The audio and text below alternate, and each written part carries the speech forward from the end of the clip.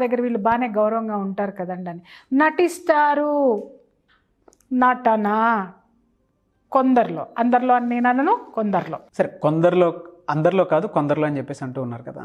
ఎందుకంటే ఆ type of మెంటాలిటీకి ఒక మనిషి రావడానికి కారణం ఏమీ ఉంటుంది అంటారు అసలు? ఎందుకు అహంభావం నాగరాజు గారు. భార్య దగ్గరికి వచ్చేసరికి భర్తలో ఒక విధమైనటువంటి అహంభావం. ఎందుకంటే నేను గొప్పోడిని, నేను హుంకరిస్తే తప్ప, నేను చేదరించుకుంటే తప్ప, నేను దరిద్రాలు వెదజల్లితే తప్ప నా ఇంట్లో నా ఆడది అణిగిమణిగి ఉండదు అనేటటువంటి ఒక నీచమైనటువంటి ఆత్మన్యూనత భావంతో బతికేస్తాడు ఈ జీవుడు. అందుకోసం అని చెప్పేసి ఆవిడ దగ్గర ఇవన్నీ ఏమి ఉండవు ఆయనకి. అర్థమైందా మీకు? క్లియర్గా చెప్పాలంటే అదే.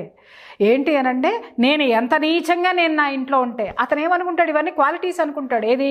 గంభీరంగా ఉండడం, కోప్పట్టం, విసుక్కోవడమో, లేకపోతే ఆమె నోరు మోయించేయడమో, లేకపోతే అలగడమో, ఇవన్నీ ఇతనుకున్న క్వాలిటీస్ అనుకుంటాడు. కానీ ఇతనుకున్న దరిద్రాలు అనేది గుర్తిస్తే ఒక భర్త ఎంత దరిద్రంగా తన భార్య దగ్గర, కుటుంబ సభ్యుల దగ్గర బిహేవ్ చేస్తున్నాడో అర్థమవుతుంది. నేను ఎప్పుడు చెప్తాను ఒక్కటి ఏంటి అనంటే, ఆడైనా మగైనా ఈరోజు ఆడవాళ్ళు కూడా మగవాళ్ళతో సమానంగా బయటకు వస్తున్నారు, ఉద్యోగాలు చేస్తున్నారు, వ్యాపారాలు చేస్తున్నారు, పని చేస్తున్నారు, సంపాదిస్తున్నారు, ఇంటికి వెళ్తున్నారు. ఇంట్లో చెప్పులతో పాటుగా బయట ఉన్నటువంటి రిస్క్ మొత్తాన్ని కూడా, ఆలోచనలన్నీ సరికాని ఆలోచనలని వాటన్నిటినీ కూడా చెప్పులతో పాటు విడిచిపెట్టేసి ఇల్లు అంటే ఇది నాది, ఇక్కడ ఒక ప్రేమ అనేది నేను సృష్టించుకోవాలి, ప్రేమను సృష్టించబడాలి, సృష్టించుకొని దాన్ని నేను అనుభవించాలంటే ముందు నువ్వు ప్రేమతత్వంతో లోపలికి అడుగుపెట్టు. లోపల ఏమున్నా అది నీలో పాజిటివ్ ఎనర్జీ ఉంటే నువ్వు చాలా వరకు దాన్ని కంట్రోల్ చేయగలుగుతావు. అర్థమైందా?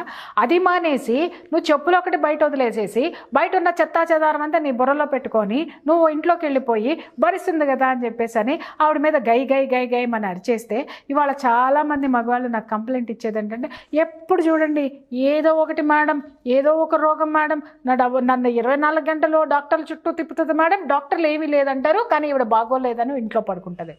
దానికి అర్థం తెలుసా? కొంతమంది నటిస్తారు, నిజంగానే నటిస్తారు భార్యలు, వాళ్ళ గురించి మాట్లాడలే. అసలు రోగం ఏంటనేది బయటికి కనిపించదు, కానీ వీళ్ళు ఎప్పుడు ఇల్నెస్ తోటి ఉంటారు. కారణం ఏంటి అనంటే, మీ ప్రేమ అనేటటువంటి మెడిసిన్ వాళ్ళకి లేదు, ఆ యొక్క ఎనర్జీని మీరు వాళ్ళకి ఇవ్వడం లేదు. ఆ ఎనర్జీ వాళ్ళల్లో ఎప్పుడైతే లోపిస్తుందో జీవోత్సవంలాగా శరీరము మనస్సు మారిపోతుంది.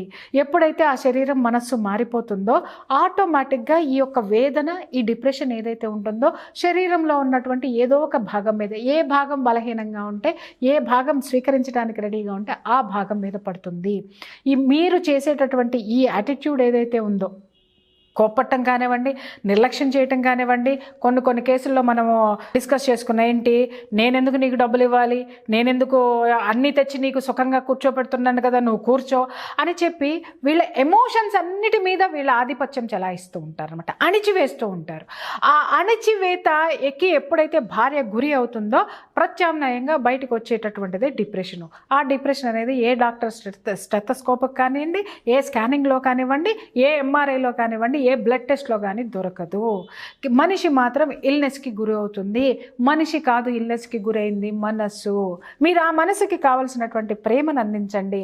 ఆటోమేటిక్గా మనసు ఎప్పుడైతే ఆ ఎనర్జీని తీసుకుంటుందో, ప్రేమ అనేటటువంటి ఎనర్జీని తీసుకుంటుందో, లోపల ఆ యొక్క లవ్ హార్మోన్స్ అనేవి, ఎమోషన్స్ అనేవి రిలీజ్ అవుతాయి.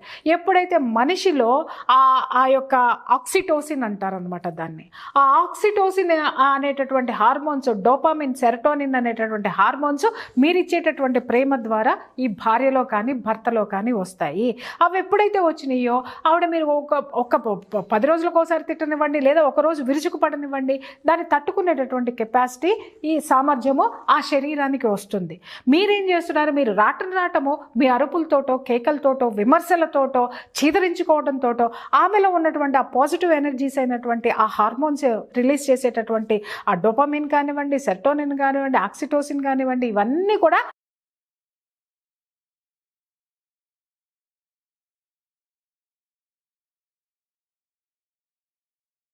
మెల్లమెల్లగా చంపేస్తూ ఉంటారు, మీరు తగ్గించేస్తూ ఉంటారు. ఎప్పుడైతే అవి తగ్గిపోతూ ఉంటాయో బాడీలో రోగనిరోధక శక్తి తగ్గిపోతుంది. రోగనిరోధక శక్తి తగ్గిపోగానే first mentally they are depressed. తర్వాత ఆ డిప్రెషన్ పెరిగి శరీరంలో ఏదో ఒక అవయవం మీద అటాక్ చేస్తుంది. క్యాన్సర్ కంటే దారుణం అదే. క్యాన్సర్ కూడా అందుకే వస్తుంది నాగరాజ్ గారు.